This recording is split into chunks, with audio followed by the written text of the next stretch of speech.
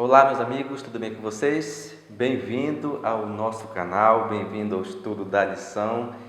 Essa semana o nosso estudo é muito importante, é um tema que vai mexer com muita gente, porque nós vamos falar sobre a mansidão, sobre o domínio próprio, sobre a longanimidade, porque esse é um atributo de Deus na vida do cristão.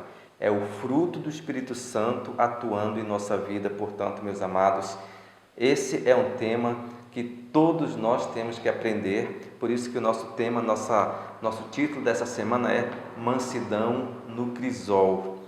O nosso verso para memorizar se encontra em Mateus capítulo 5 e o verso 5 que diz: Bem-aventurados mansos, porque herdarão a terra. Feliz é o manso, feliz é o longânimo, feliz é aquele que tem domínio próprio, porque esse vai herdar a vida eterna. E essa, meus amigos, é a principal característica daqueles que vão para o céu. É a mansidão, é o domínio próprio. Lá em Apocalipse 14, o verso 12 nos fala: aqui está a paciência dos santos, os que guardam os mandamentos de Deus e têm a fé em Jesus. Então aqui está a marca registrada dos que vão para o céu: paciência, mansidão, domínio próprio e assim por diante, porque esse é um fruto do Espírito Santo. Então, se a paciência, se a mansidão é a marca dos que vão para o céu, a marca dos que vão para o inferno é a impaciência, é o enfurecimento, porque isso é o oposto de mansidão. É o nervosismo, é a arrogância, são pessoas alvoroçadas, angustiadas, ansiosas, precipitadas. E na mesma proporção que o Espírito Santo ele vai se retirando da terra, o homem vai se tornando cada vez mais selvagem. A mansidão é algo escassa e é algo que se vê em poucas pessoas. Logo, meus amados, mansidão é algo que todos nós devemos cultivar, porque é um dos principais frutos do Espírito Santo. Ser manso é ser pacífico, é ser humilde, é ser brando, é ser paciente, é ser perseverante. Essa, meus amados, é a marca daqueles que estão aguardando a volta de Jesus. E nós temos aqui no livro, na parte de domingo, pão quebrado e vinho derramado. O que quer dizer? O que a lição quer dizer com pão quebrado e vinho derramado? Nós temos muitos exemplos de pessoas na Bíblia que foram quebrantados, que foram verdadeiros pão quebrados e vinho derramado para poder ser moldado e tornar-se uma pessoa mansa. E é isso que muitas vezes Deus tem operado na vida de muitos dos seus filhos hoje aqui na terra. Ele quer nos quebrantar, Ele quer que sejamos pão quebrados e vinho derramados para poder nos humilhar perante Deus, para poder nós deixarmos a nossa arrogância, para deixarmos a nossa precipitação, para deixar o nosso enfurecimento, a nossa angústia, a nossa precipitação. E foi isso que Deus fez com Ezequiel, por exemplo, conforme a lição coloca, foi isso que Deus fez com Moisés. A Bíblia nos fala de apenas 2 pessoas que foram mansas. Claro que teve muito mais, mas a Bíblia chama 2 pessoas dizendo assim: essas foram pessoas mansas. No Antigo Testamento nós temos a pessoa de Moisés, lá em Números capítulo 12, o verso 3 nos fala: era o varão Moisés muito manso, mais do que todos os homens que haviam sobre a terra. Deus ele teve que quebrantar, ele teve que fazer um trabalho na vida de Moisés, porque ele nem sempre foi manso. Moisés era arrogante, era precipitado, matou um egípcio e escondeu lá na areia das praias do Egito, fugiu para o deserto e foi lá no deserto que ele passou 40 anos aprendendo a ser humilde, aprendendo a ser pacífico, aprendendo a ser manso e paciente, porque Deus tinha um plano na vida de Moisés. E o plano de Deus para Moisés era que ele tirasse o povo do Egito e levasse à terra prometida. E foi isso que aconteceu com esse grande homem que se tornou um homem manso. O maior, o mais manso, segundo a Bíblia, na época era Moisés. Tirou o povo do Egito, era um povo escravo, era um povo reclamão, era um povo que sempre esteve na ordens de senhores, portanto, era um povo muito bruto, impaciente, e Moisés era muito manso para lidar com aquela impaciência do povo. E quando ele estava levando para a terra prometida, lá no deserto faltou água, faltou pão, faltou comida, e o povo reclamava, e o povo murmurava, e o povo fazia motim para apedrejar Moisés, e Moisés teve que suportar com toda a perseverança, com toda a mansidão, com toda a humildade, com toda a longanimidade, aquele povo que só reclamava perante ele. Portanto, uma das principais características de Moisés era a mansidão. Por isso que a Bíblia chama que Moisés foi um dos homens mais mansos que já passou por esse mundo, porque ele liderou uma multidão de mais de 3 milhões de pessoas. Só do Egito saíram 600 homens prontos para a guerra, fora mulheres e crianças. Não foi fácil para Moisés, e muitas vezes, hoje aqui nós lideramos um punhado pequeno de pessoas e já não temos muita paciência. Imagine você liderar uma multidão de escravo, reclamão, de 3 milhões de pessoas reclamando, fazendo pressão em cima de uma só pessoa. A pessoa tem que ser muito mansa, muito paciente para lidar com esses problemas. E uma outra pessoa que a Bíblia nos chama que foi muito mansa foi o próprio Jesus. Ele mesmo disse lá no Novo Testamento que eu sou manso e humilde, o meu fardo é leve e o meu jugo é suave. Então, meus amados, Moisés, Ezequiel e tantos homens do passado tiveram que ser quebrantados, tiveram que passar tempo no deserto para aprender a lição da mansidão, tiveram que passar pelo crisol, tiveram que passar pelo sofrimento, e muitas pessoas elas vão ver Deus através do seu sofrimento. Muitas pessoas vão ver Jesus através do seu sofrimento, do meu sofrimento, porque é no sofrimento que nós nos humilhamos, é no sofrimento que nós nos tornamos um pão quebrado e um vinho derramado. Ok, meus amados? Na lição de segunda-feira nós temos intercedendo pela graça. E aqui nós temos também pessoas que foram intercessoras pelo seu próximo, pessoas que foram pacientes e mansas a ponto de dar a vida pelas pessoas. A principal característica dos grandes homens da Bíblia do passado é que eles tinham algo em comum. E sabe o que era esse algo em comum? Era que eles estavam dispostos a dar a sua vida pelo seu próximo. Essa é a característica de alguém que alcança a mansidão, o fruto do Espírito Santo, e o resultado é que ela está disposta a dar a sua vida pelo seu próximo. E no nosso caso aqui, Deuteronômio 32, nós temos aqui o exemplo de Moisés, mais uma vez, que ele diz assim: perdoa o teu povo. Moisés aqui intercedendo pelo povo, né? Ó Deus, perdoa o teu povo. Se tu não perdoares, risca o meu nome do livro da vida. Tira o meu nome do livro da vida, porque eu estou aqui intercedendo pelo povo. O povo pecou, o povo estava em idolatria, o povo se afastou de Deus, e a ordem de Deus era que ele iria destruir toda aquela nação, todo aquele povo, e ele faria de Moisés uma nova geração, uma nova geração de pessoas que estavam dispostas a servir a Deus. E ali Moisés: não, Senhor Deus, por favor, não faça isso, perdoa o pecado do teu povo. Se tu não perdoares, é melhor que tu tires o meu nome do livro da vida.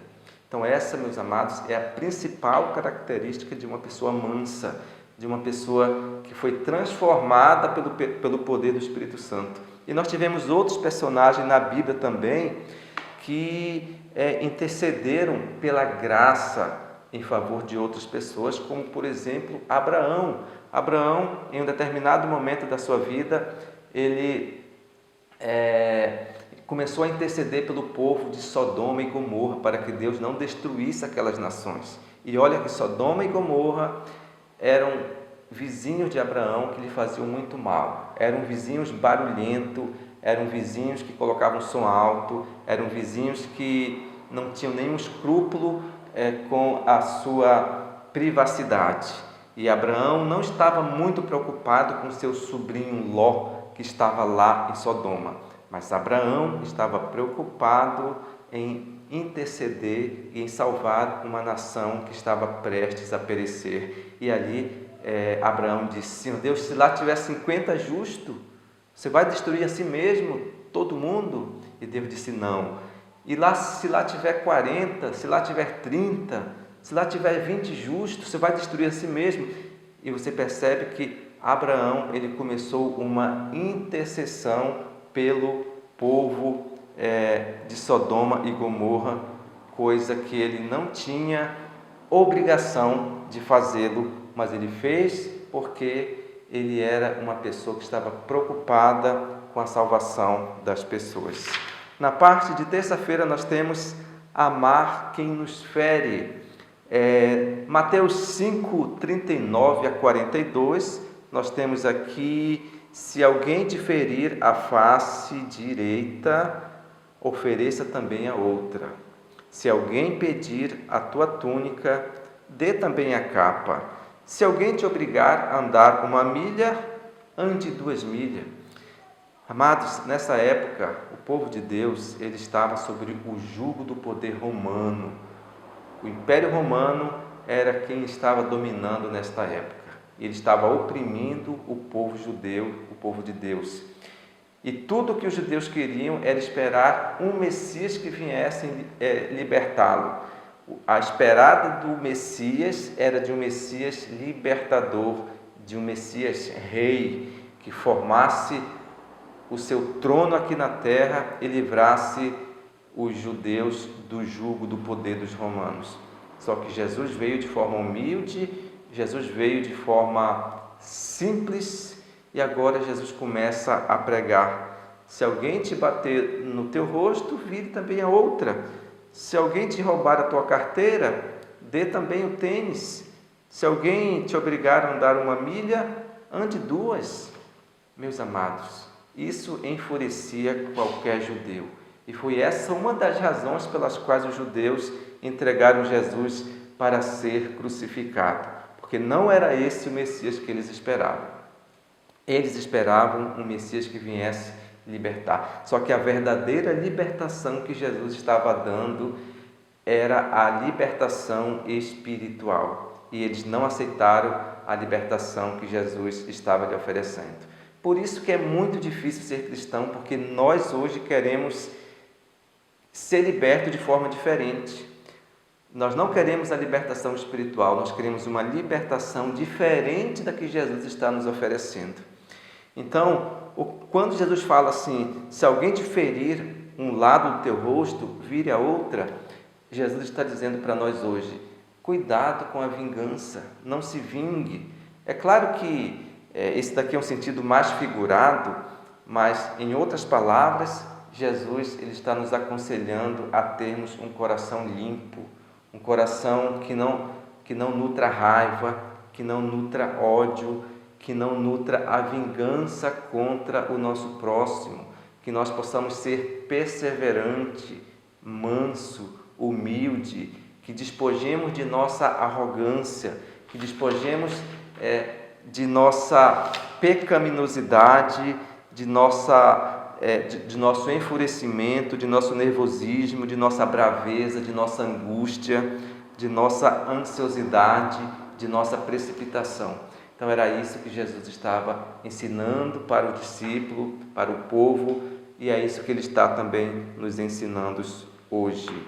E na parte de quarta-feira nós temos boca fechada. O que é uma boca fechada? O que significa esse tema aqui na lição de quarta-feira? Jesus, ele foi o nosso maior exemplo de suportar a injustiça em silêncio.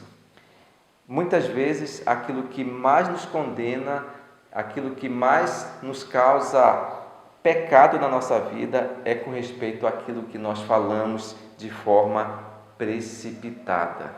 E Jesus, quando foi injustiçado, quando foi para os tribunais, quando ficou perante Pilato, quando foi julgado, ele ficou em silêncio, porque ele sabia que tudo que ele falasse ali para os tolos não iria resolver nada. E diante das injustiças é muito difícil nós nos permanecermos em silêncio. Mas o exemplo de Jesus nos dá uma grande lição para nós hoje, naquilo que nós vamos falar, naquilo que nós vamos responder, naquilo que nós vamos conversar com as pessoas, a resolução de nossos problemas familiares, com a igreja, com a vizinhança, no trabalho, no trânsito, aonde quer que for. Aquilo que nós falarmos, ela vai servir de uma arrogância ou de uma paciência. Ela vai servir para edificar alguém ou para destruir a nós próprios. É por isso que lá em Provérbios, capítulo 15, e o verso 1 diz assim: a resposta branda desvia o furor, mas a palavra dura suscita a ira. Portanto, meus amados, nós temos que ter domínio próprio com a nossa língua. Já dizia um certo filósofo: fique em silêncio ou fale algo que valha mais do que o teu silêncio. Então, as nossas palavras, ela tem que valer mais do que o nosso silêncio. A nossa palavra, ela tem que edificar as pessoas. E é por isso que uma boca fechada, muitas vezes, é a melhor solução diante de um dilema, diante da ira de alguém, diante de uma precipitação. Por quê? Porque as nossas palavras, elas podem edificar alguém ou elas podem destruir pessoas e a nós próprios. E na parte de quinta-feira, nossa rocha e refúgio. E eu queria ler aqui para os irmãos de forma bem rápida uma coisa que eu achei muito interessante na lição, que diz assim, em geral, as pessoas mais orgulhosas e arrogantes e agressivas são aquelas que sofrem de baixa autoestima. Sua arrogância, orgulho e total falta de mansidão e humildade existem como um disfarce, talvez até inconsciente, para algo que lhe falte por dentro. Você conhece pessoas arrogantes? Você conhece pessoas orgulhosas, pessoas agressivas? Você sabe por que ela é agressiva, orgulhosa e arrogante? É para preencher um vazio que está dentro dela. É para preencher um vazio que não foi preenchido na sua infância, na sua adolescência, quando criança, e hoje ela tenta preencher esse vazio sendo arrogante com os outros, sendo perniciosa, sendo orgulhosa, sendo agressiva com as pessoas. Então, essa é a situação das pessoas hoje em dia. Por isso que não vale a pena rebater um arrogante, porque ela é uma pessoa vazia, e toda pessoa arrogante é uma pessoa infeliz, e é por isso que a Bíblia nos fala: feliz, bem-aventurados os mansos, porque eles herdarão a terra. Enquanto que o manso é feliz, o arrogante é infeliz, e ele é infeliz porque ele é vazio por dentro. Só o Espírito Santo pode preencher o vazio. E para fechar aqui na lição de sexta-feira, nós temos uma pergunta muito interessante que diz: por que tantas vezes igualamos mansidão e humildade com fraqueza? Meus amados, ser manso não significa fraqueza nem covardia. Ser manso significa estar revestido do poder de Deus, do poder do Espírito Santo. Porque a mansidão não é algo que brota naturalmente. Mansidão não é uma característica do ser humano. Mansidão é um fruto do Espírito Santo, da qual nós recebemos de Deus. Mansidão é um dom, é uma graça que recebemos de Deus, e ela é indispensável para a salvação dos seres humanos. Ou nós somos mansos e herdaremos o céu, ou pelo contrário, nós não vamos herdar a vida eterna. Ou nós temos domínio próprio, ou nós teremos um demônio próprio. Portanto, meus amados, oremos para que o fruto da mansidão, o fruto do Espírito Santo, ele opere na nossa vida, para que nós possamos receber a marca registrada daqueles que vão para o céu, que está lá em Apocalipse 14, 12, que diz: aqui está a perseverança, a paciência dos santos, os que guardam os mandamentos de Deus e tenha fé em Jesus.